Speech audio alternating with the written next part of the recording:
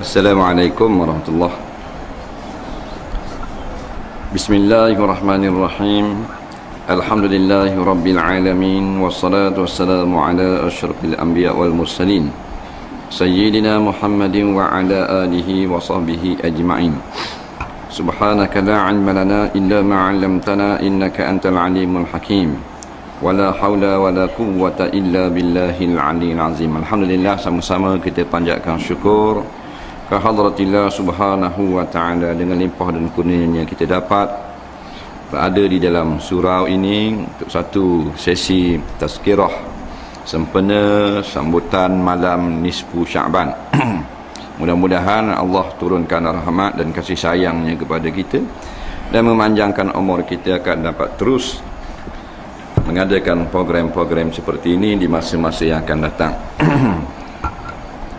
Jadi pada malam ini telah maklum malam nisfu daripada Sya'ban. Nisfu tu maknanya separuh bagi dua. Kalau al-ba'du maknanya sebahagian, setengah ke, separuh ke, suku, tiga suku. Tapi kalau sebut nisfu maknanya separuh tu lah. Kalau kata nisfu Sya'ban, separuh pada bulan Sya'ban. 30 bagi 2, 15 lah. Siang tadi 14, ni malang 15 dah lah. 15 tu separuh. Sebab dalam Islam ini dia bermula hari yang ke-15 dengan waktu maghrib. Dengan waktu maghrib maka bermulalah hari yang ke-15. Maknanya kita sekarang ni telah pun berada pada 15 hari bulan Sya'ban. Bila 15 adalah separuh nisfu daripada bulan Sya'ban, separuh betul. Dia tak boleh pergi 13, 16 tak boleh. Nisfu mesti separuh. Kalau kata maknanya roti nisfu, kerak dua betul. Tak rayok sikit. Sebab nisfu maknanya separuh. Amat nisfu, amat separuh. Kalau nak kira. Tu tapi tu nama je lah. Jadi pada malam ini suatu malam yang sangat istimewa. Yang datang beberapa hadis menerangkan tentang kelebihan malam nisfu Sya'ban ni. Di antaranya suatu hadis yang selalu kita dengar, sabda Nabi sallallahu alaihi wasallam, "Inna Allah yanzilu lailatan nisfi min Sya'ban ila sama'id dunya fayaghfiru li aksara min adadi sya'ri ghanami kalbin." Sesungguhnya Allah Ta'ala, kata Rasulullah, turun ke langit dunia pada malam nisfu Sya'ban. Maka Tuhan mengampunkan pada malam ini, iaitu memberi keampunan lebih banyak daripada bulu kambing yang dibela oleh puak-puak Bani Kalbin. Apa maksud hadis ni? Maksudnya pada malam nisfu Sya'ban, malam ni, maka Allah Ta'ala membuka pintu taubat, memberi maghfirah, menurunkan rahmat kepada hamba-hambanya yang beriman kepadanya. Sebab Allah ni makna bila sebut turun ke dunia, Allahu a'lamu bimuradihi. Bila sebut dengar Tuhan turun ke dunia, jangan kita tafsir selalu, kerana masuk dalam hadis mutasyabihat, hadis yang maknanya kita orang awam ni tak erti. Sebab takut salah tafsir. Jadi ulama' kata Allahu a'lamu bimuradihi, Allah yang lebih tahu apakah maksud yang sebenar Tuhan turun ke langit dunia. Jangan kita tafsir macam berulang turun atas darat takat arenat. Jangan kita tafsir macam turunnya helikopter atas bumi. Ataupun turun maknanya orang hok naik pokoknya beruk ke turun tanah. Bukan gitu. Dan setengah ulama memberi maksud Allah turun tu, Allah membuka rahmat, memberi keampunan. Dalilnya dia kata turun ke dunia tu memberi keampunan. Sambungan hadisnya fayaghfiru. Maknanya malam nisfu Sya'ban Tuhan buka pintu keampunan. Bila buka pintu keampunan, bertaubat. Dah orang buka pintu. Nah, ni orang tak buka pintu masuk. Tu orang curi. Faham? Orang tak buka pintu dia masuk. Tu perampok. Orang buka pintu tak masuk. Tu bengong. Faham tak? Buka pintu tak masuk kau. Dah. Jadi kita ni, bila Allah buka pintu keampunan, maka kita bertaubat, berbuat kebajikan. Sebab tu kata ulama, sama ada kita nak baca Yasin ke, kita nak semayang ke, nak bersedekah ke, nak tazkirah, nak tiamah, nak selawat, nak tahlil, semuanya amal kebajikan itu diterima oleh Allah. Sama ada pada malam lain atau pada malam ini, malam nisfu Sya'ban. Cuma datang dalam hadis suruh minta ampun dan Allah beri keampunan. Tidak ada sebarang hadis yang suruh baca Yasin. Tetapi siapa yang baca Yasin juga, dia dapat pahala yang berlipat kali ganda. Kerana malam ni malam besar, bukan malam-malam biasa. Malam lain tu kita baca Yasin tu boleh pahala dah. Maka kalau malam ni baca Yasin, lebih pada berlipat ganda lagi lah. Maka Allah memberi keampunan pada malam nisfu Sya'ban. Fayaghfiru li aksara. Tuhan beri ampun, Tuhan ampunkan dosa, Tuhan maafkan lebih banyak daripada bulu kambing biri-biri hak dibela oleh Bani Kalbin. Di Mekah ni bela kambing ya. Kalau dalam hadis kat, kalau bela kambing lah banyak. Macam pak kita kurang bela kambing. Beli ayam. Oleh kerana zaman Nabi ni bela kambing, cerita bela kambing. Maka kambing zaman Rasulullah di Mekah ni, kalau sebut kambing Bani Kalbin, bulu lebat. Dah nak banding bang kambing bulu kambing hak kumpulan lain. Hak orang lain bela. Bani ni maknanya puak robok lah. Puak robok orang panggil. Kalau terjemah Melayu, anak beranak. Bani Hashim, anak beranak Hashim. Dia gitu, dia asal daripada Tok Nyang, dikira ikut Tok Nyang. Tok Nyang dia Hashim, Bani Hashim. Tok Nyang apa dia? Tok Nyang Abdul Muttalib, Bani Abdul Muttalib. Tok Nyang siapa? Tok Nyang Najib, Bani Najib. Dia gitu, turunan. Jadi Bani Kalbin ni terkenal dengan kalau kambing bulu lebat. Bulu lebat maknanya kalau rambut lebat dengan rambut tak lebat, banyak hak rambut lebat.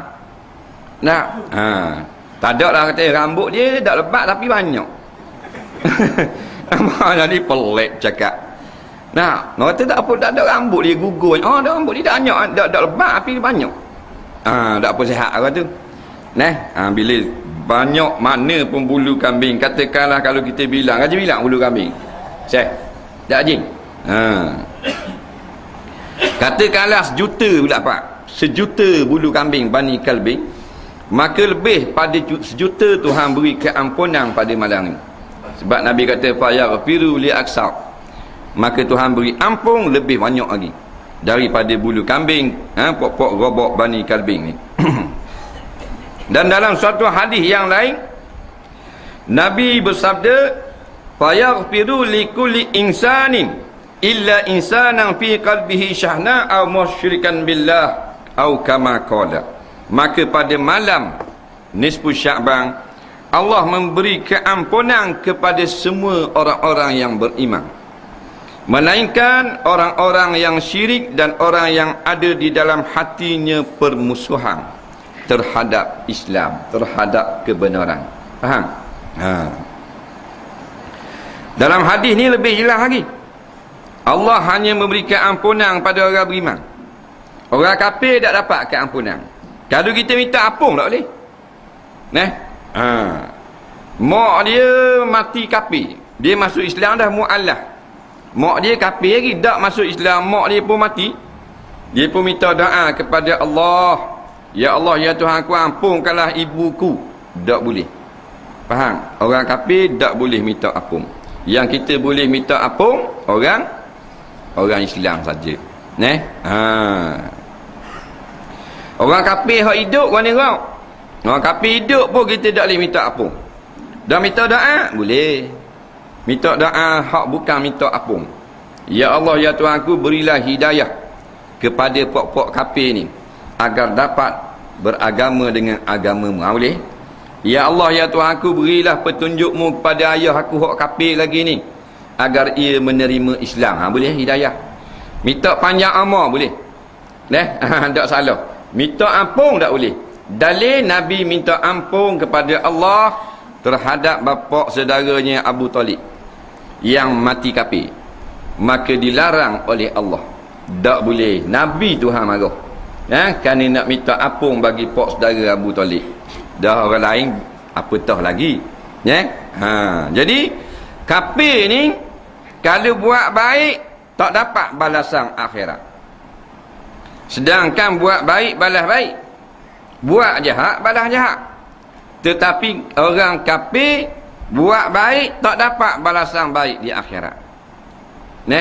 Dengan kemurahan sifat rahman Allah Subhanahu wa taala, Tuhan balas baik orang kafir ni di dalam dunia ni saja.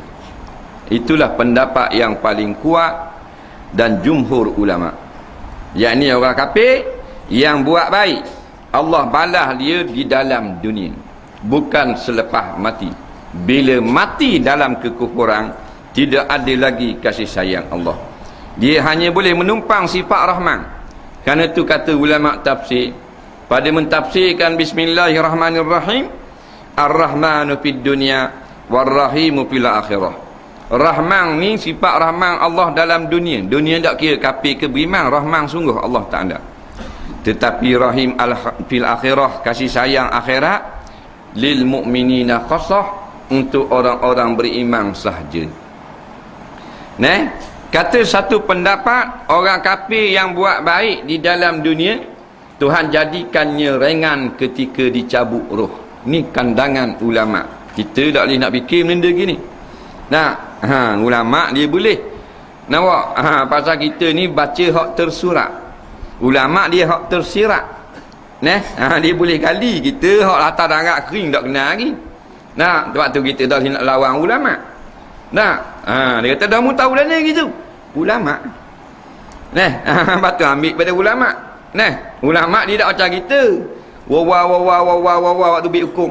Ulama ni dia ada basic, dia ada asas, dia ada hikmah, dia ada tajalli daripada Allah. Jadi kita tengok setengah-setengah orang kafir, dia buat baiknya ke orang, suka derma tak, suka tolong binatang-binatang tu kutik, kucing, anjing, hak mananya hak merepak tepi jalan kutik, buat balik beribu-ribu ekor bela. Bila baik beri ke orang. Hak comel orang bagi ambil. Hak udur orang tak ambil. Hak kucing, hak beringu, hak kurat, hak kudi dia kutik. Orang kafir. Dia kutik buat balik, dia obat, we makan, bubur dalam sarang apa semua. Bila comel dah, orang boleh mari ambil free. Kuala dia. Nampak? Boleh ambil free. Comel mau orang ambil lalu. Masa kurat tu siapa nak ambil? Saya nak. Masa kurat biar jalan. Jalan gitu kucing. Macam transformer jalan. Pasal lu kering. Tapi bila comel orang ambil selalu. Macam anak Bosnia itu lah, perang Bosnia. Tak ingat itu tahun 90-an. Perang Bosnia. Kita pun tengok banyaknya anak yatim Bosnia, comel-comel weh, mata biru, mata hijau, rambut perang, rambut merah, rambut kuning. Masing-masing orang leknya anak orang Bosnia. Lalah keluar dalam TV siapa-siapa orang di Malaysia yang nak ambil anak orang Bosnia buat anak akak, hendaklah isi borang.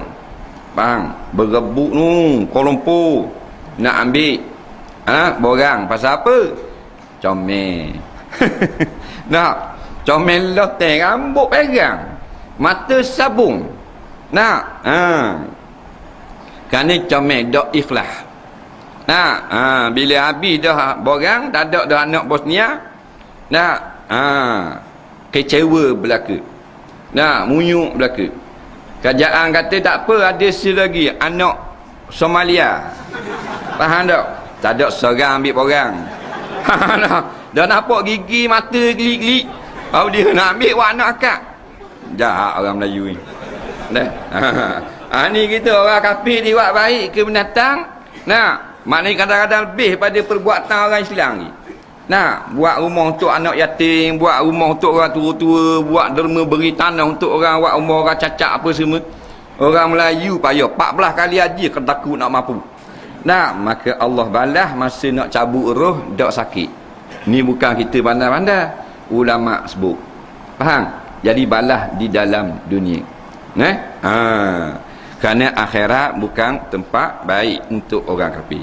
Jadi orang kafir tak dapat keampunan pada malam ini. Begitu juga orang yang dalam hatinya ada permusuhan. Permusuhan atau niat nak buat uduh, ataupun niat yang tidak baik. Nak buat kacau, nak buat fitnah, nak buat rosak, nak buat huru-hara terhadap orang-orang yang haram buat perkara-perkara seperti itu. Kita tafsirkan maknanya permusuhan terhadap Islam. Sebab permusuhan terhadap orang kafir ni tak salah. Ni perintah Allah. Nah, Tuhan sebut dalam Quran, orang beriman ni ruhama ubainahum, kasih sayang sesama mereka. Asyidda'u 'alal kufar, dan maknanya kerah ke atas orang-orang yang kufar, orang kafir. Dan disebut dalam hadis, allazina kafaru aduwul mu'minin, orang-orang yang kafir sebenarnya musuh orang-orang beriman. Jadi orang yang ada permusuhan terhadap orang Islam, orang ni tak dapat keampunan. Orang Islam, bukan orang kafir dah ni. Mana-mana orang Islam yang ada permusuhan terhadap orang Islam, tak dapat keampunan. Macam ni, hatinya cukup sakit hati kalau benda-benda kait dengan Islam. Ada gitu, jawab. Kalau kait dengan Islam nak marah hokmo. Dia berahi. Tok Imam tak berahi. Tok Bilal tak berahi. Faham? Ustaz, tuan guru, dia tengok tuan guru dia ludah, ketuh. Hebat dia. Mana beci sungguh tu. Faham? Tengok mana orang beragama hak jenis orang surah balai jegelang panak tobik anak mata. Muka hak uduh dah. Faham tak jegelang? Ni ada jenis lagu ni, tapi Islam. Di IC dia tulis Islam. Tak percaya, minta. Hak set-set tak berahi. Tak berahi ke orang ngajar, tak berahi ke orang ceramah.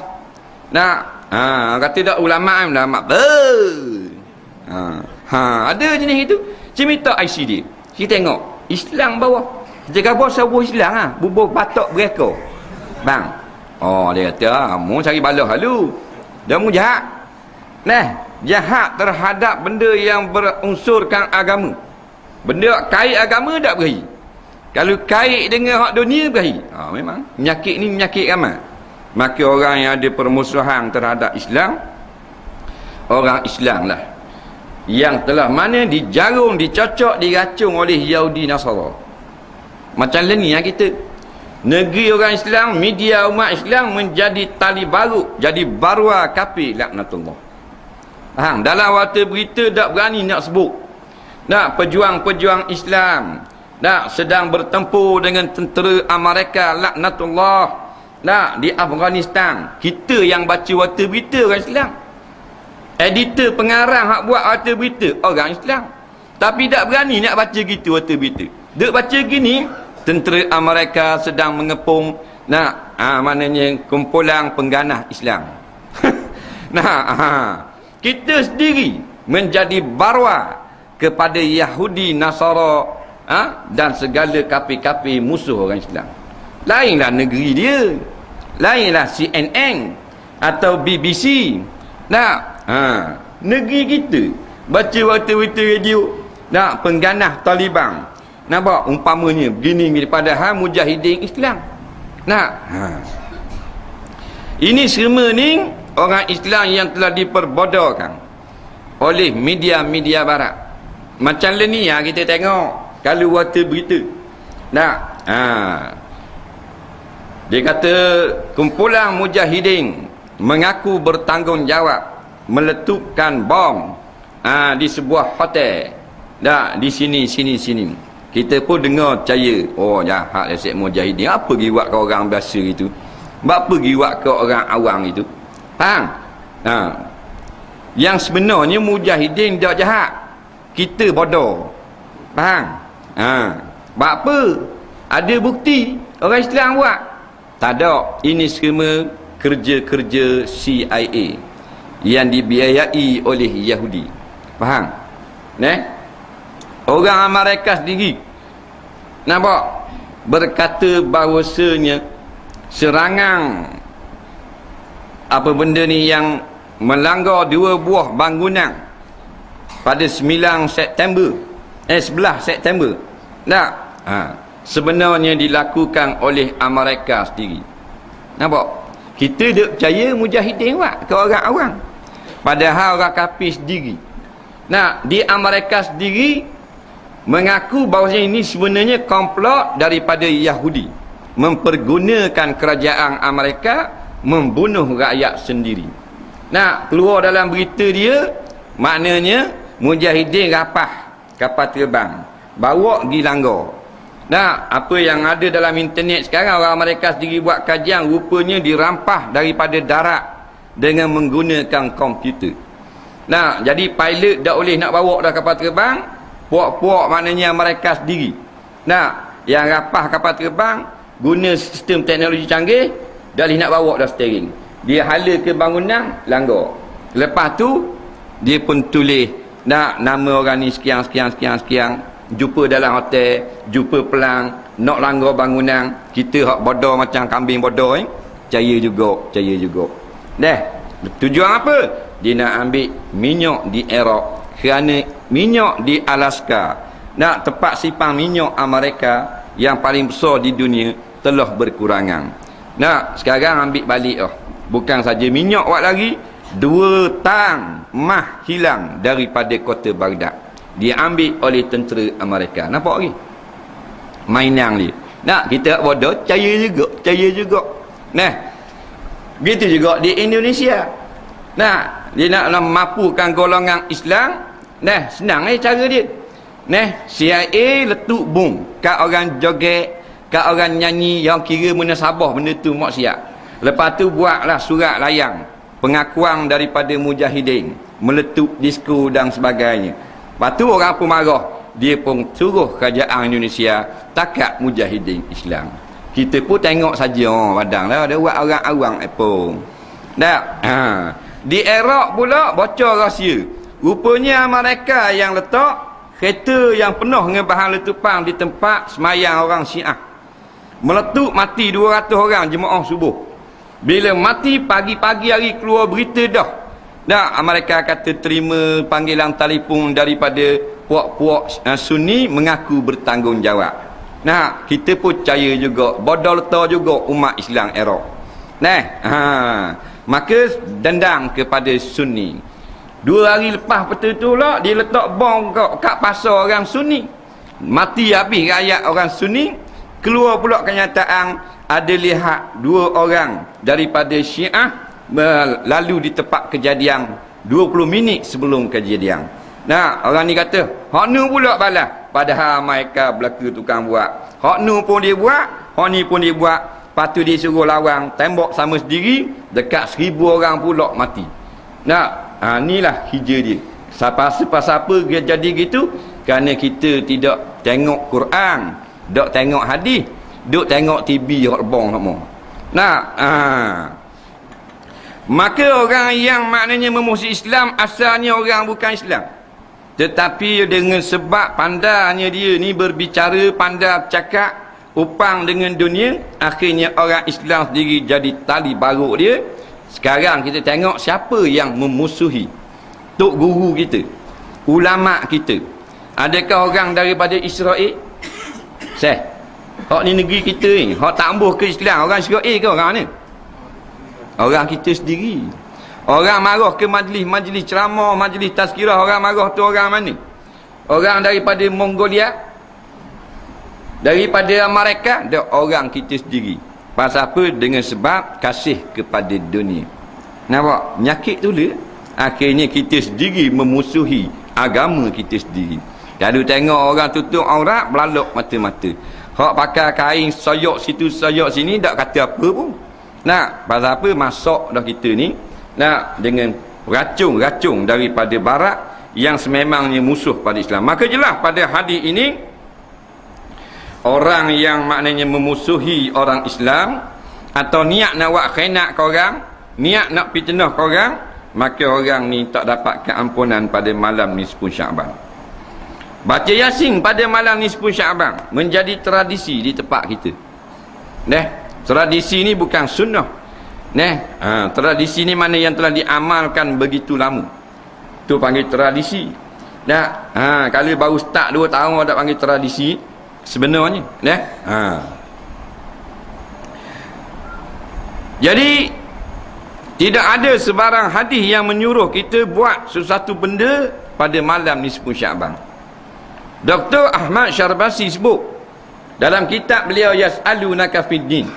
Dia seorang ulama yang terkenal daripada Al-Azhar. Dia kata buatlah sebarang kebajikan pada malam nisfu Syaban dengan tidak ditentukan mesti baca Yasin. Maknanya siapa baca Yasin boleh pahala. Siapa baca surah Al-Baqarah pun boleh pahala malam ni. Siapa yang selawat saja pun boleh pahala. Tazkirah, ceramah, berselawat, bertahlil, bertahmid, bertakbir atau bersedekah, maka dia dapat pahala berlipat kali ganda. Jadi apa jua amalan kita pada malam ini, kita dapat pahala. Jadi tak usah muskil. Oh, muskil sungguh rasa hati malam ni. Bapa dak baca Yasin. Dak sama-sama dah buat. Tak usah muskil. Kita boleh pahala dengan duduk dalam satu majlis tazkirah seperti ini. Sebut dalam hadis-hadis yang sahih, sesungguhnya para malaikat dia berkerumun pada majlis-majlis ilmu. Tak kira Nabi tak kata pada malam nisfu Syaban malam lain, iaitu melebarkan sayap memohon Allah ampunkan orang yang hadir pada majlis ilmu. Malaikat dulu minta ampun. Bahkan pada satu riwayat, bahkan ikan di laut dan burung yang terbang juga minta ampun. Burung tolong kata, burung titir dalam sarang, ya Allah ya Tuhanku, ampunilah puak-puak hak duduk surau tu, duduk baca Yasin tu, duduk selawat tu, duduk tazkirah tu. Burung kata, Tuhan aku dak pergi setarang. Burung titir kata, dah. Ikan di laut tak kira ikan apa, ikan sekilai, ikan gerong, ikan apa pun semua meminta ampun. Maka tak usah muskil. Dia kata itulah tak sedap juga, biasa baca Yasin juga. Nak baca Yasin juga boleh. Baca tak ada masalah. Ni bukan wajib kena buat tazkirah ni. Buatlah amal kebajikan.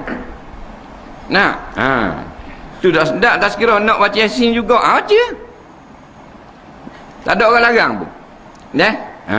Tu ada sedap nak baca ramai-ramai. Ni nak juga.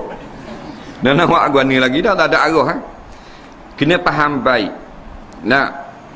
Baca Yasin ni tak mesti lepas garik. Faham? Tak mesti sebelum garik. Jangan kita tetap kata itu bukan agama. Kalau kita nak baca Yasin sebagai amalan daripada salafus salih, bukan syarat kena baca lepas garik, bukan syarat lepas Isya, dan tak syarat 3 kali.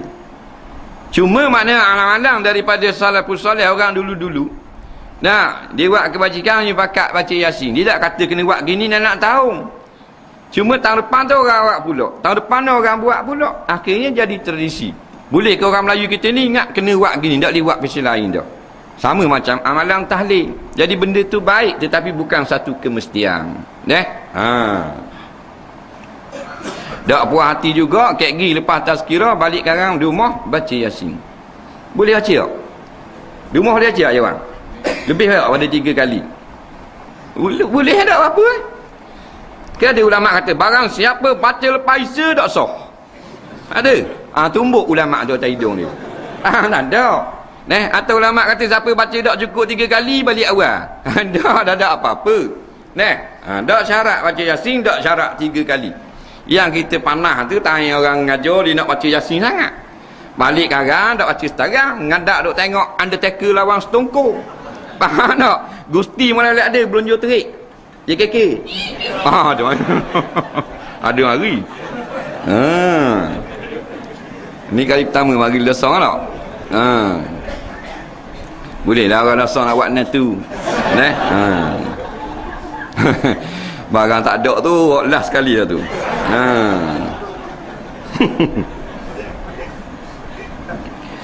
Jadi kalau baca Quran dak surah Yasin pun dapat pahala besar daripada Allah SWT. Kerana Quran ni dia memberi syafaat. Mana boleh tolong. Nak hari kiamat ni hari orang tak boleh tolong. Yang boleh tolong Allah SWT. Yang boleh tolong para ulama. Yang boleh tolong orang yang mati syahid. Yang boleh tolong nabi-nabi dan rasul. Yang boleh tolong Al-Quran. Iqra'ul Quran fa innahu ya'ti yaumil qiyamah syafi'an li ashabihi aw kama qala. Nabi kata bacalah Quran. Kerana Quran itu datang pada hari kiamat memberi syafaat kepada orang yang membacanya.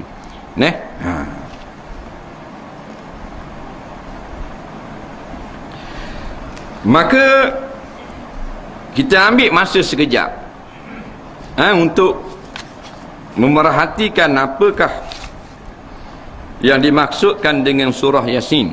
Kita tak ada nak tafsir surah Yasin pada malam ni masa sejam. Tapi tak apalah, sekadar mana yang kita kita dengar. Surah Yasin ni surah yang ke-36 dalam Quran. Daripada 114 surah, dia yang ke-36. Yang banyak sangat kelebihan-kelebihannya. Di antaranya dia adalah sebagai qalbu Quran. Sebut dalam satu hadis Nabi bersabda, inna likulli syai'in qalba. Sesungguhnya bagi tiap-tiap sesuatu tu dia ada hatinya. Wa qalbul Quran Yasin. Dan hati bagi Quran itu Yasin. Maknanya dia macam ke benda yang sangat penting di dalam Al-Quran.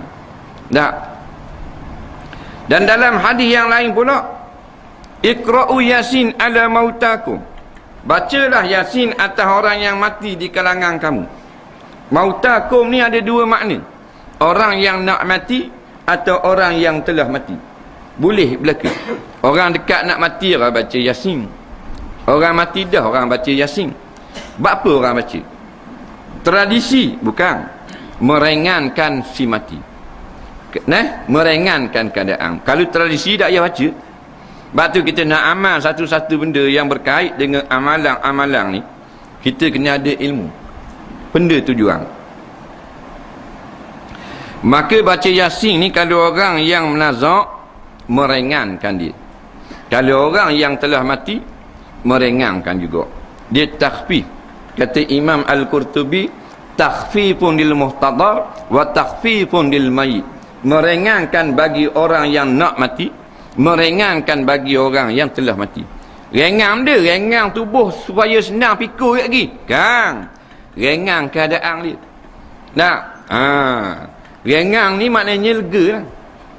Lawang rengang ni benda. Seh. Mata kau ada ramuk seh ni. Berat. Berat tu bukan body berat. Berat sama dah seh. Berat nandang ni. Tak main surah teruh. 3 rendang awet. Mana orang panggil berat tu. Jadi nak rengang. Kali maknanya berat, susah, sakit dan sebagainya, rengang dengan baca surah Yasin. Walaupun hadis tu hadis dhaif, tapi kita boleh beramal. Dengan fatwa Imam Nawawi rahimahullah taala, yajuzu a'malul bil hadis dhaif. Harus kita beramal dengan hadis yang dhaif. Ma lam yakun maudhu'a, selama hadis tu bukan hadis maudhu'. Faham? Boleh beramal. Kalau baca benda lain tak jadi apa. Batulah kalamullah. Jangan kita serupakan dengan kalam manusia. Kalam Allah ni, Yasin kalam Allah, Fatihah kalam Allah, ayat kursi, surah Al-Baqarah, semua kalam Allah. Orang baca kat orang nak mati tu. Acik baca surat khabar kalau nak mati. Tak jadi apa. Tapi sebelum kita muhtadar, sebelum kita sakit nak mati, kita kena baca. Kena lazim diri baca kalamullah, baca Quran. Tak kira surah apa pun. Bila kita nak mati, orang tolong baca kita pula. Bila kita mati, tanah kubur orang baca balik. Ni kita masih hidup tak baca. Bila mati nak suruh orang baca. Jadi nak mempermain-main atau merengang-rengangkan akan Al-Quran. Soal Al-Quran tu jadi bahan mainan je. Baca masa hidup, bila kita mati, orang baca balik atas kita. Nampak? Ayat yang surah yang ke-36 di dalam Al-Quran daripada 114 surah. Banyak sangatlah kelebihan-kelebihannya. Allah mulakan dengan surah Yasin ni dengan Yasin dengan 2 huruf. Ya dan huruf Sin. Kata ulama-ulama, Yasin ni adalah nama Nabi kita sallallahu alaihi wasallam. Nama Nabi yang akan kita dengar sekejap lagi. Sebab apa turun Yasin? Apa yang diriwayatkan oleh Abu Nu'aim dalam kitab Ad-Dalail daripada Ibnu Abbas. Kata Ibnu Abbas,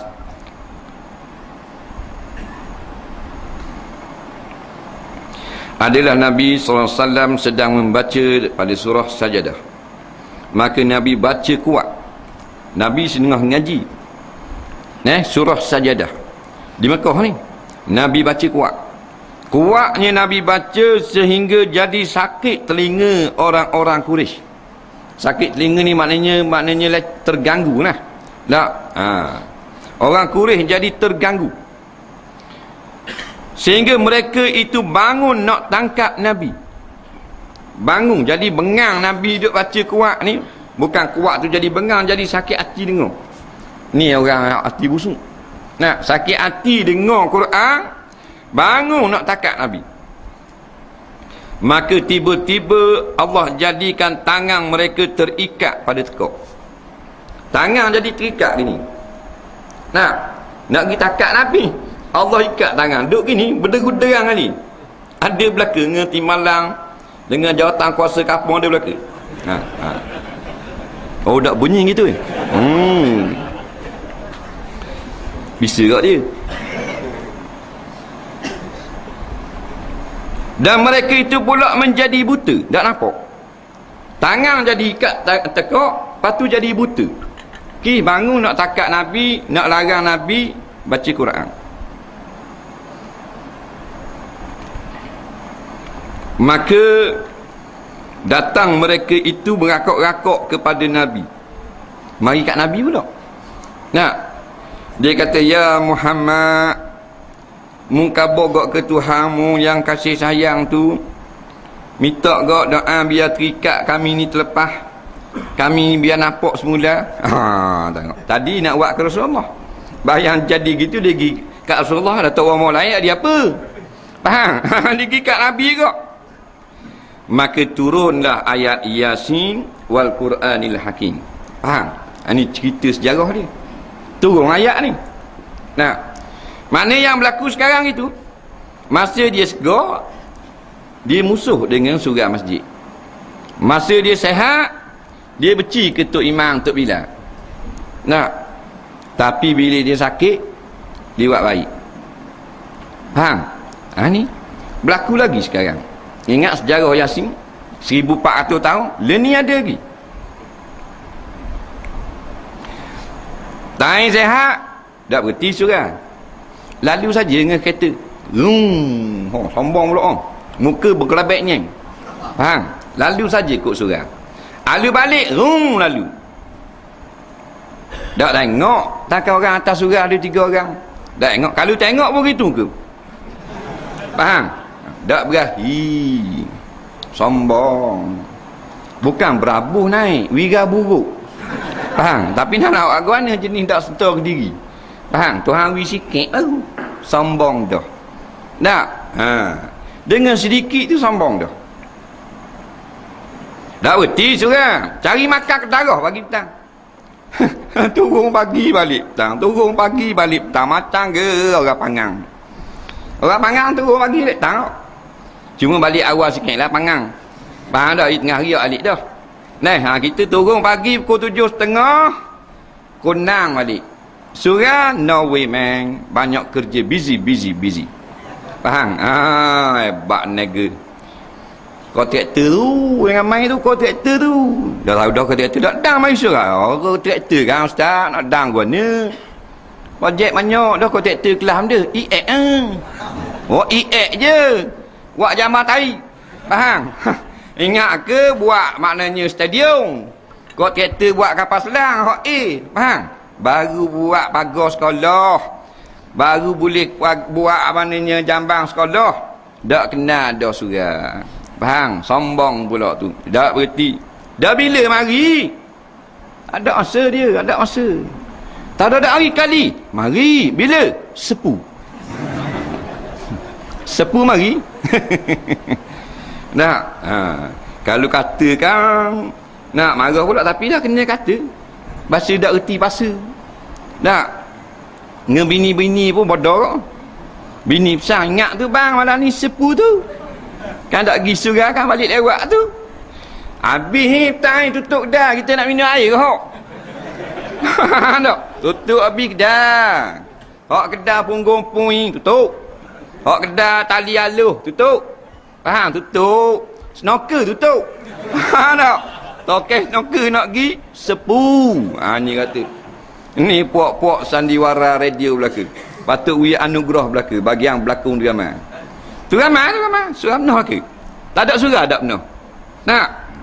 Hari lain mana esok? Jangan tunggu 4 tahun lagi. Mana esok? Tok Imam, Tok Bilal, JKK.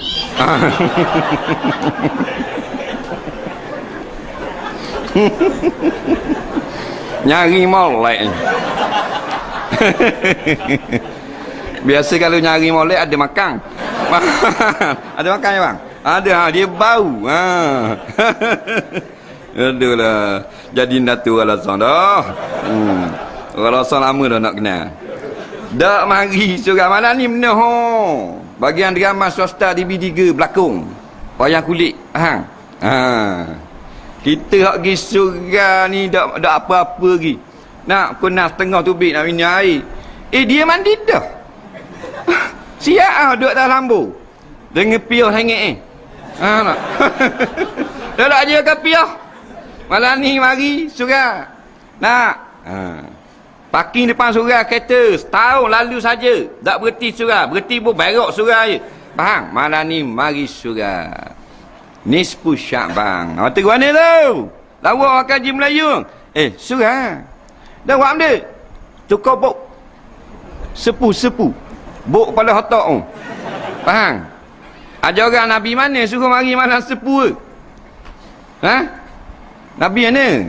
Nabi Melayu, orang Selangor. Nah. Tapi tak apalah malam ni mula start mari. Nak azam baru, malam esok mari pula lah.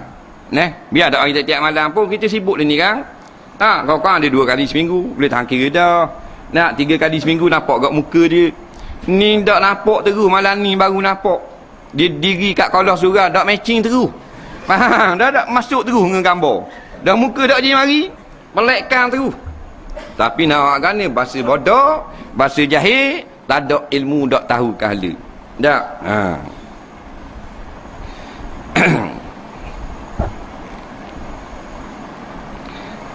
Bila sakit hati dengar Quran, nak marah, nak tahan, nak sekat. Inilah yang berlaku sekarang. Ngajar tak mui ngajar. Kalau ceramah agama tak mui. Ni nak buat peringatan bukan marah, buat peringatan. Kalau nyanyi boleh. Nak. Tolong buat petah pula. Kalau joget dia tolong umum pula dalam radio. Tuan-tuan dan puan-puan, adik, kakak, abang, kecil besar jangan lupa pada malam ini di Kuala Ibat. 52 acara menanti tuan-tuan dan puan-puan. Tambah acara yang 53 ribut. Faham tak? Apa cabut kemah-kemah. Tak. Ujang tunggu lagi. La ilaha illallah. Ujang ribut baru malam pertama. Main baru ni. Tunggu. Kambing lembu. Faham tak? Ada? Bodoh dia kambing ni. Orang ibu orang pun kalau biarlah dak ujang. Mana Sabah dah mu nak lari orang. Rugi juga. La ilaha illallah. Dukung anak umur 3 tahun. Mana tu lijah? Nu lah kat orang main dia. Mu pergi juga ada anak lagi sangat. Anak wak tarik anak. Anak 3 tahun tu reti main kuda-kuda apa. Nak. Tak salah tapi tak pergi surga siapa tak semayang situ tak kena nak maka ni mana-mana golongan yang kalau orang ngajar orang ceramah orang buat benda agama tak berahi nak kacau nak sekat ni golongan Quraisy hak dalam hadis ni sama dia sama je dipanggil Quraisy Melayu kata kapi Quraisy kasar sangat bahasa Quraisy. Dalil tengok Nabi baca surah As-Sajdah. Dia nak suruh Nabi berhenti baca. Orang ngajar tak wing ngajar. Faham? Surah hak ramai orang jadi tak ada. Ni perangai pokok ni. Jangan ikut, jangan buat gitu. Politik jangan siapa makan diri. Faham? Politik juga jangan siapa kita ni jadi unggung api neraka.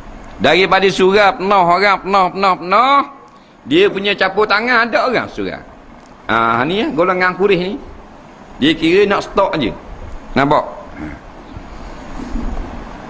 kata setengah ulama tafsir Yasin tu sendiri bermaksud satu nama daripada nama-nama Allah Al-Husna dan ada pendapat yang kuat juga mengatakan Yasin sebenarnya nama Nabi kita dan pendapat ini popular masyhur. Yasin nama Nabi kita. Jadi bila kita baca Yasin wahai Muhammad. Yasin juga bermakna ya insan. Wahai manusia. Dan ada yang mentafsirkan maknanya Yasin wahai manusia yang bernama Muhammad. Jadi semua tafsiran tu tepat belaka. Wal Qur'anil Hakim innaka laminal mursalin ala siratim mustaqim. Demi Quran yang amat bijaksana engkau sesungguhnya seorang Rasul yang telah diutus berada di atas agama Islam yang sangat benar. Allah bersumpah dengan Al-Quran selepas daripada menyebut Yasin. Wal Qur'anil Hakim. Dia nak tahu sumpah ni lepas pada Quran tu dia baris bawah. Bukan wal Quranul Hakim. Lepas pada Quran tu dia berbaris dengan baris bawah. Yasin wal Quranil Hakim. Bila ni tu maknanya demi Quran. Tuhan bersumpah dengan Al-Quran. Al-Hakim. Quran yang mempunyai hikmah yang begitu banyak. Yang tiada tandingan dengan buku-buku manusia. Sungguh. Bijak sungguh Quran. Tak cerita lagi dalam mana-mana buku bahawasanya bumi ini mengelilingi matahari. Quran cerita dah. Sebab tu pakar-pakar kajian cakrawala, saintifik dan sebagainya, ramai yang memeluk Islam bila dia kaji Quran. Dia kaji Quran. Pakar-pakar lah. Hak cerdik-cerdik, hak bodoh-bodoh dia apa? Hak cerdik-cerdik. Dia tunduk dengan kebesaran dan kebenaran Al-Quran. Mukjizat yang sangat nyata yang tahan lasak sampai ke kiamat. Mukjizat lain ada. Bulan terbelah dua kita tak boleh tengok. Sahabat riwayat. Bulan terbelah dua. Zaman Nabi. Bulan terbelah dua. Tak kanan tak kiri sebelah. Patut takut semula. Sahabat kata aku nampak belaka. Kita kata boleh sahabat reka kot. Bukti terbaru gambar yang diambil daripada jauh satu satelit NASA yang berada di orbit bumi. Daripada satelit ni dia ada kamera canggih. Dia boleh pegang gambar bulan. Dan nampak dekat bekas terbelah. Faham? Di gambar tu. Bukan orang Islam seperang.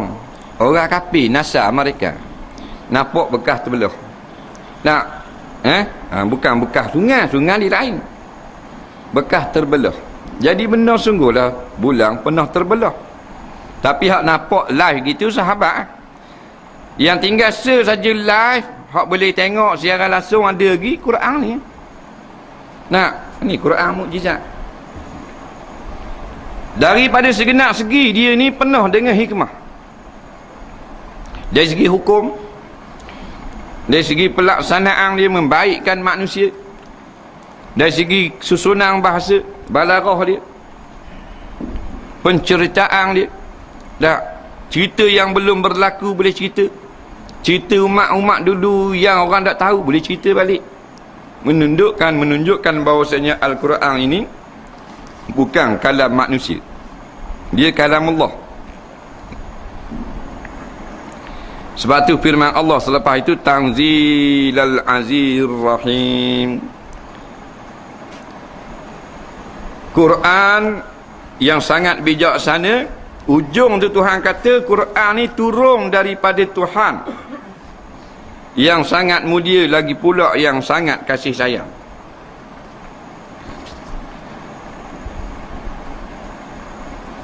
Kata Sayyidina Umar, Inna Allah yarfa'u bihadzal kitabi aqwama wa yada'u bihi akharin. Sesungguhnya Allah Ta'ala mengangkat dengan sebab kitab Quran ni satu kaum dan meletakkan pula satu kaum yang lain. Maksudnya dengan sebab Quran ni satu golongan jadi mulia dan satu golongan jadi hina. Ni Quran wal Quranil Hakim ni. Maknanya manusia ini terbagi dua. Satu golongan mulia, satu golongan hina. Siapa yang mulia?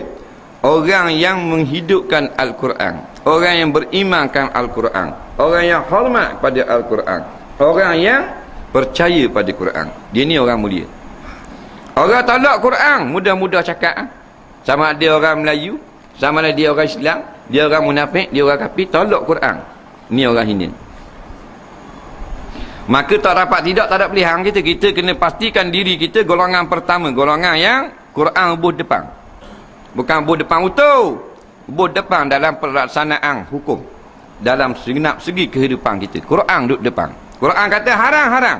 Quran kata halal, halal. Golongan kedua Quran buh belakang. Orang kata ayat Quran ni, mu Quran, ma tak dah benda lain. Ni orang ni diheret masuk dalam neraka. Nabi kata man ja'alal Qur'ana amamahu, barang siapa yang letak Quran depan, nampak? Sadahu ilan jannah. Wa man ja'alahu wara'a zahri, siapa yang letak Quran belakang, saqahu ilan nar, dia akan diheret humbang dalam api neraka. Maknanya Quran buat depan satu golongan, Quran buat belakang. Bukan masa naik motor, tu bab lain tu. Tu ada Quran. Nah, kalau naik motor jangan Quran tu bubuh di seller dekat dengan punggung. Tapi kalau datang belakang sikit tak apa. Nah, sebab tak ada tempat letak depan. Tu bab lain, Kalau kita tidur jangan tindih Quran. Ada orang tua-tua dia tidur Quran dia buh bawah atas, hukumnya haram. Dia bukan batal, faham? Orang tua-tua surat Yasin dia buh bawah atas, dia tindih atas batal, dia tidur. Dia jadi berbantalkan Quran. Hukumnya haram. Faham tak? Tak boleh. Dia kata tu amalan ulama dulu-dulu. Ulama dulu-dulu tak buat gitu.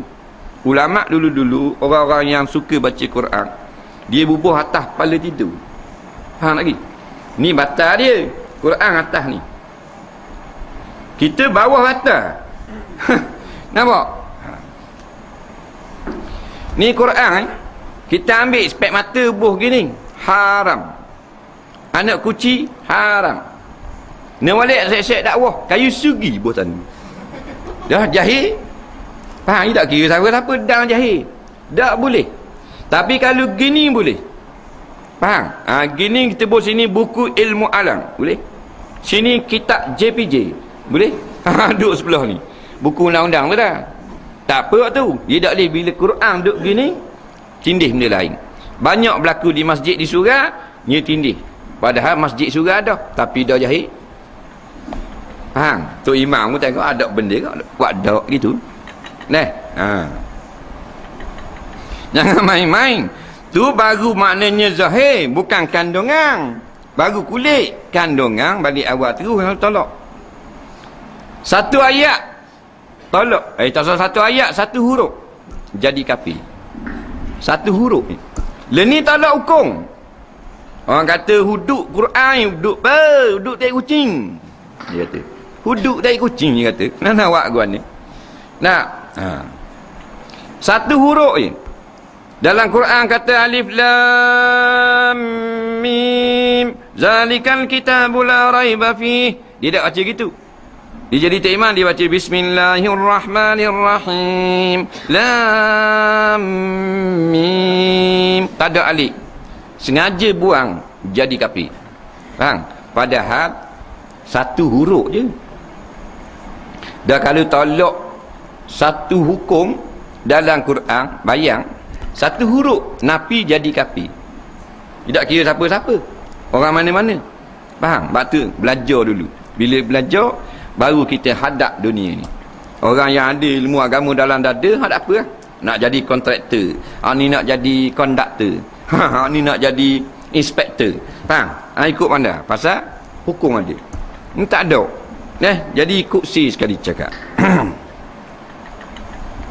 Tolak cerita orang kata Nabi Yusuf masih cek-cek dah, adik-beradik dia teruk dalam telaga, nawak itu. Boleh dia kata nawak, bengong tu. Nah, dia tak percaya dah nak gua ni orang gitu. Cerita tu dalam Quran. Nah, pasal apa kita jadi gitu? Pasal kita berakhir tengok benda nawak. Maka benda betul kita kata nawak. Benda nawak jadi betul. Daripada muda tengok drama. Faham? Daripada anak dara itu. Nah, daripada cerita TV hitam putih, leni color. Daripada TV ada kaki, leni sandar dinding TV. Pakai sakut tu, tengok lagi. Maka benda-benda penipuan dalam TV tu telah pun masuk dalam darah daging kita. Akhirnya cerita yang ada dalam Quran kita tak suka nak dengar. Faham? Orang nak cerita Zulkarnain tak suka nak dengar. Nak main dah drama dalam TV. Sedap ni, nak sambungan semalam ni, hero kena tembok ni. Tak tahu mati ke hidup ni. Nak, anak dia kata malam ni saya tengok sambungan drama mak. Saya nak kita nak cerita Nabi Yusuf dengan Zulaikha. Kakak tengok drama. Mana? Tu kata tua nak mampu orang tu. Zaman muda jahil tukir dah. Nampak gua ni ke dia? Percaya pula ego kena tembok padahal lakung ni. Dia buah obat pun tu, buah obat. Tubuh tomato sos. Aminah Hasan. Nak? Boleh menangis tengok depan TV. Bodoh cerdik. Zeh. Mu tengok kau. Tak.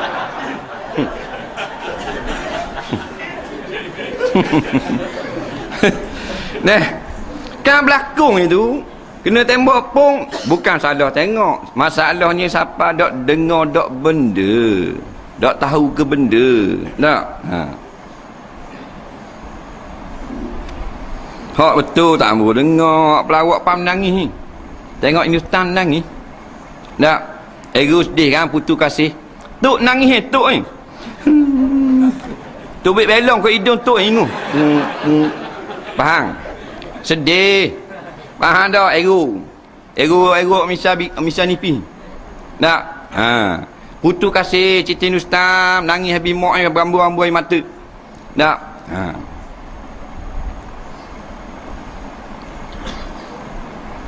Kalau cerita dalam Quran ada nangis? Ada.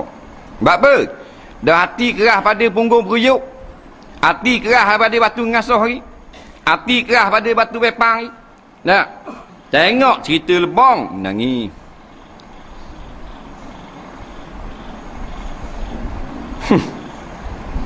Tengok bawang putih bawang merah berambu air mata. Bodoh ke cerdik. Kena tolak dalam air jatuh lemah. Jadi ikan pula. Caya meruk terus.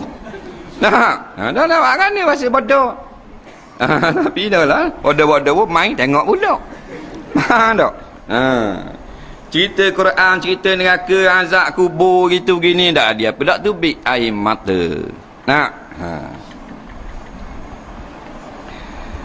Maka Al-Quran adalah perkara yang tak dapat kita samakan dengan yang ditulis oleh manusia. Kerana Al-Quran ini Tanzil Al-Azizir Rahim, diturunkan daripada pihak Allah yang sangat mulia, lagi pula yang bersifat dengan kasih sayang. Ini cerita Yasin. Pada satu ayat Allah berfirman, litunzira qauman ma unzira aba'uhum fahum ghafilun. Sesungguhnya kami tutuskan kamu wahai Muhammad, wahai Nabi, litunzira, supaya kamu beri amaran, beri ancaman. Bukan khabar lembut khabar keras. Pergi marah, pergi ancam akan umat Arab yang belum pernah datang kepada mereka itu seorang rasul pun sebagai pemberi ancaman sebelum daripada kamu. Jadi Arab ni tak pernah datang Nabi ke jahiliah. Mu yang pertama tak pernah datang pada mereka itu, walaupun dalam masa yang dahulu, seorang Nabi yang memberi peringatan, yang memperkenalkan mereka itu akan syariat Allah. Mereka dalam keadaan lalai daripada mengenalkan yang hak, cahaya, hukum hakam, perkara yang membawa kebahagiaan manusia pada dua negeri, iaitu dunia dan akhirat. Biasalah nyakit lala. Biasanya Allah Ta'ala hancurkan negara-negara dengan sebab lala. Tak ada maknanya negara, negeri, umat satu kampung yang dalam keadaan beramal ibadah yang baik mereka itu dengan Allah, Allah turunkan balik dia. Azab dengan sebab lala. Kita ni negeri lala ni. Nak? Negeri lala. Main saja pagi petang. Yang berlakunya penduduknya lala daripada peringatan Allah. Dalam surah Yunus, wa inna katsiran minan nasi an ayatina ghafilun. Wa anna katsiran minan nas, dan sesungguhnya majoriti umat manusia itu an ayatina, daripada ayat-ayat kami, la ghafilun, mereka ini sungguh, bukan guram, memang sungguh-sungguhlah lara. Jadi kita kaitkan dengan keadaan kita sekarang. Nah, adik-beradik kita ke mak bapak kita, kadang-kadang anak-beranak kita ramanya dak era ke agama. Nah, yang heran tujuan dia benda cari makan ni. Dah cari makan, dah orang agama cari makan kau. Nak katakan dunia orang lain, orang agama cari dunia kau. Dak semayang dengan sebab apa? Nak sombong atas benda. Nak hebat atas benda. Pakai kacir, dak semayang. Baru berdua kacir, dak semayang. Orang pakai Ferrari semayang. Dah tak masuk akal tu. Hijau benda kuli batok je. Dak semayang dah. Hijau ikut lori. Hijau terik buka ceruk, dak kuli batok ni. Faham? Hijau office boy. Hijau kuli kedai makan. Siapa dak semayang? Kontraktor hak gaji berjuta semayang. Hamba Allah sangat rajin baca Quran, tapi tajwid kurang pandai dan tidak pergi belajar dengan mana-mana tok guru. Apakah hukumnya? Mungkin kerana malu. Baik. Dia ni berakhir baca Quran, tetapi tak berapa pandai tajwid. Tak pergi belajar dah. Jadi apa hukumnya? Jawabnya, siapa baca Quran tidak berguru,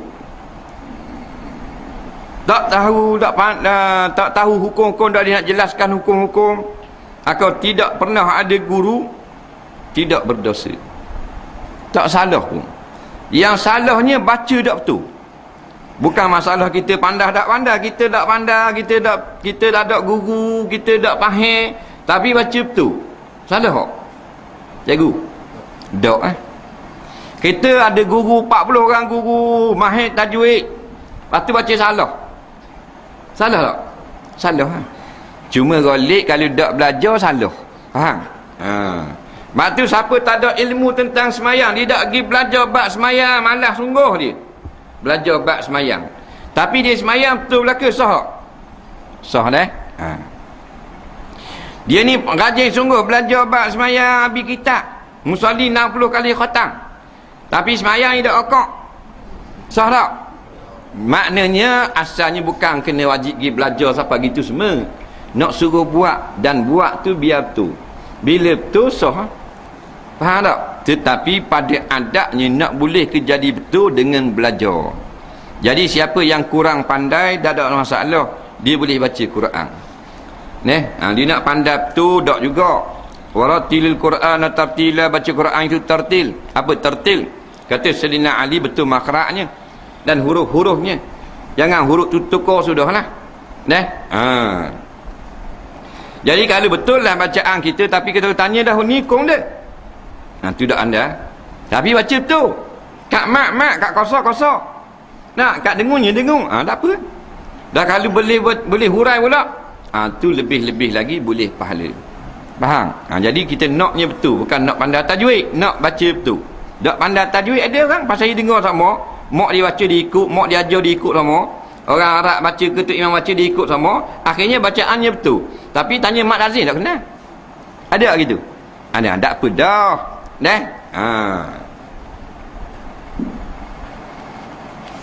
Cuma kita digalakkan menambahkan ilmu, jangan memada dengan sedikit.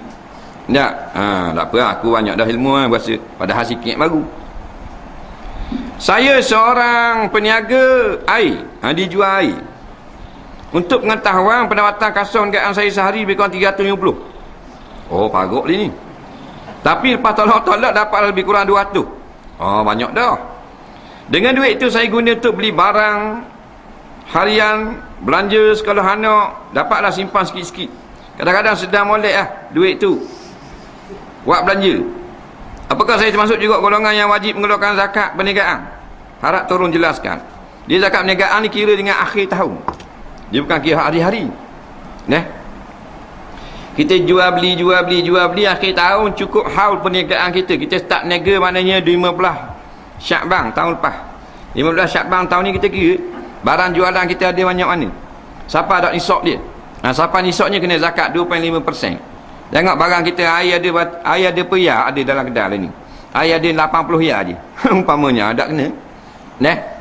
Dia kira barang hak ada akhir tahun, lepas tu duit kita pusing, duit hak ada dalam laci hak jual. Lepas tu hutang yang orang akan bayar pada kita dalam tahun ni. Siapa ada? Sekarang nisab dia berapa zakat perniagaan? Berapa lah ni? Tak tahu sekarang. Nisab. Ayo bang. Nisab ni berapa sekarang? Jadi kalau siapa dah RM8,000 tak, harta perniagaan kita tu kenalah sebanyak 2.5%. Jadi kalau hak niaga cek-cek ni tak kena zakat lah walhasilnya. Kira akhir tahun barang hak ada dalam laci 60 ya. Barang hak ada atas meja 150. Tu tak kena zakat. Bukan semua niaga kena zakat belaka. Kalau dia orang jual kain. Okey. Jual kain masuk kain, jual kain beli kain, jual kain beli kain, jual kain beli kain. Lepas tu kira akhir tahun. Cukup haul berapa? Kain yang ada dalam kedai mana? Kain dia kan dikira kain dalam kedai dah RM28,000. Dah, pitih musim ada RM15,000. Capur dapat RM48,000. Kena 2.5% hak tu kena zakat. Ni jual cepedok goreng. Kan kena zakat. Jual air tebu.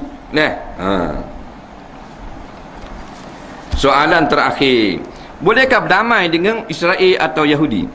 Yang kedua, apa beza Israel atau Yahudi? Yang ketiga, apakah ada hari haram untuk berjima? Ni nak tanya, saya lihat kot Yahudi. Yang keempat, apakah hukumnya keluar mani dengan sengaja ketika isteri datang bulan? Yang kelima, kini ramai pemimpin PAS yang pakai songkok, minta pandangan. Berat ni. Jeng. Baik, dia kata boleh akan damai dengan Yahudi atau Israel, dan apa beza Yahudi dengan Israel? Kita ambil soalan kedua dulu. Yahudi ni agama, Israel ni bangsa. Macam Melayu dengan Islam. Agama Islam, bangsa Melayu.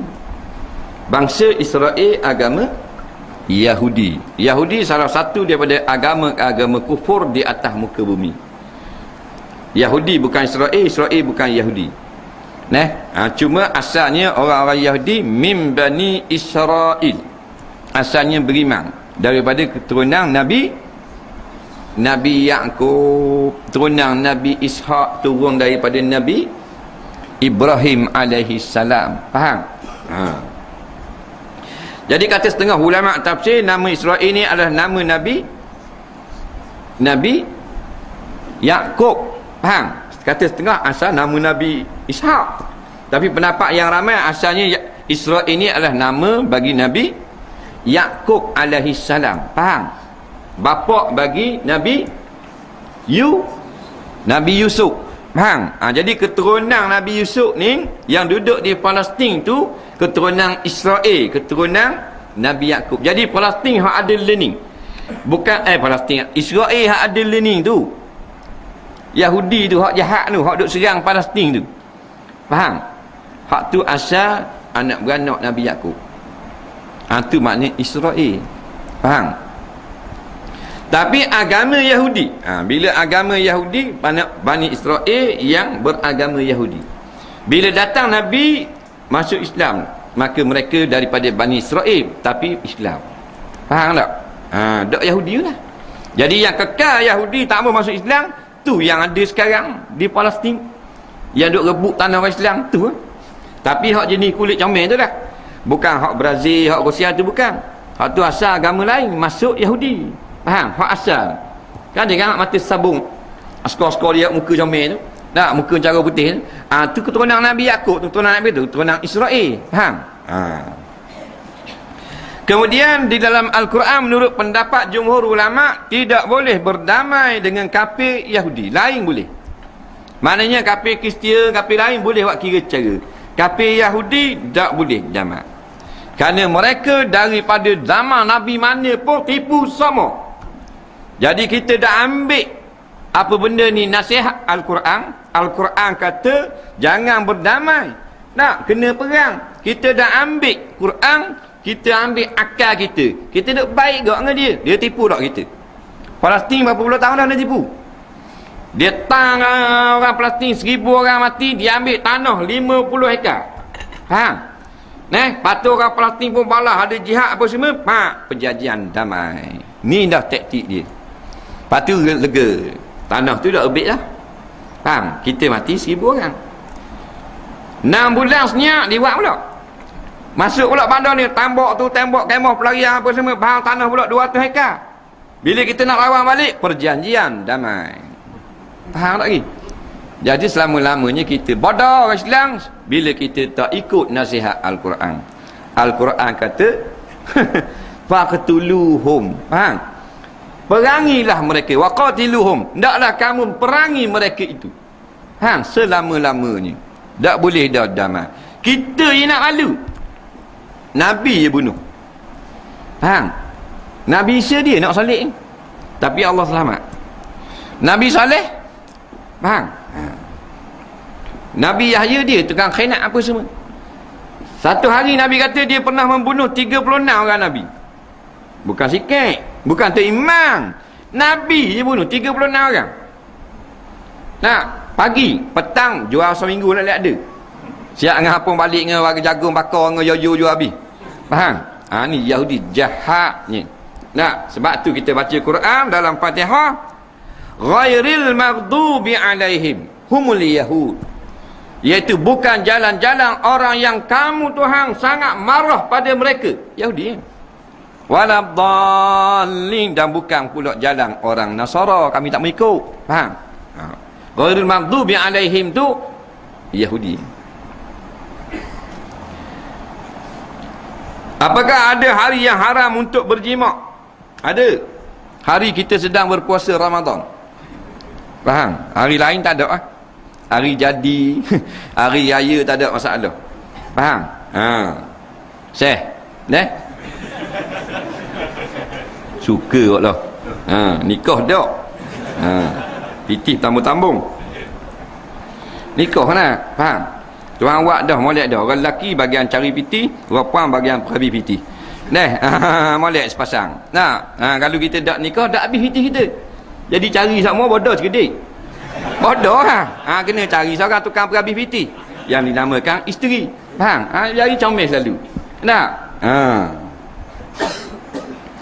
Jadi tak ada masalah hari kita sedang ihram, hari itu dilaranglah. Ihram haji tak boleh. Boleh merosakkan haji. Kemudian hari siangnya dalam puasa Ramadan. Hukum keluar mani dengan sengaja ketika isteri datang bulan. Jawabnya harus dan haram. Isteri dia uzur, period.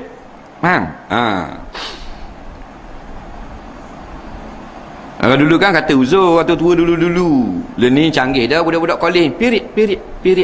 Ada period. Speaking konong. Dah rambut merah. Takkan kata uzur, rambut celup merah dah. Period. I'm period. Aduh. Duduk dah ni mek cakap putih. Kubang tangga. Ingat duduk New Zealand kat ni. Tak apalah kau pandang nak cakap guna pun.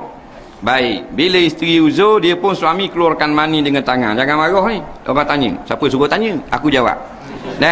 Hukumnya haram dan halal dan harus.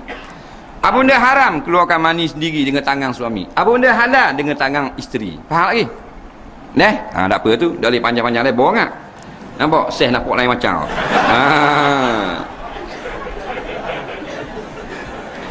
Masa kini ramai pemimpin PAH yang memakai songkok minta pandangan. Dengar dulu hukum pakai songkok. Dia gini, pakai menutup kepala orang laki-laki. Pakaian tu bukan pakaian untuk upacara ibadat agama lain. Macam ke topi ke, sokok ke, bos sapu tangan ke, bos kain ke, hukumnya harus. Faham lagi? Cuma dua saja sunnah, iaitu qaulun surah dengan imamah, iaitu kopiah dengan serban. Jadi siapa yang pakai penutup kepala lain daripada kopiah dengan serban, hukumnya harus. Macam orang pakai sokok JKK pakai sokok. Jadi harus hukumnya.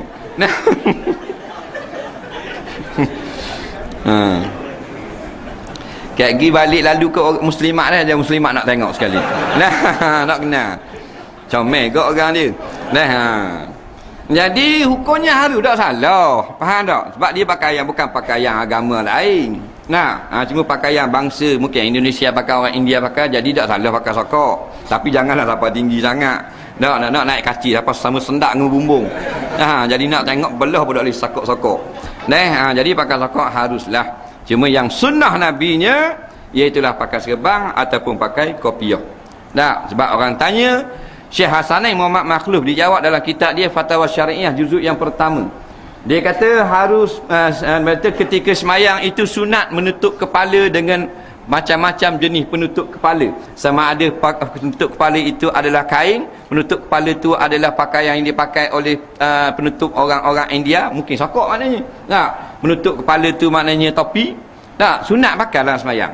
Tetapi sunnahnya adalah kopiah dan serban. Tapi sebaik-baiknya kalau kita nak kepada jalan Islam, kita nak kepada balik kepada Rasulullah, maka kita buatlah hak Rasulullah. Itu yang terbaik. Jadi sebaik-baiknya, terlebih lagi kalau pemimpin, tidak ada dah pilihan. Yang terbaiknya adalah sorban dan ataupun kopiah.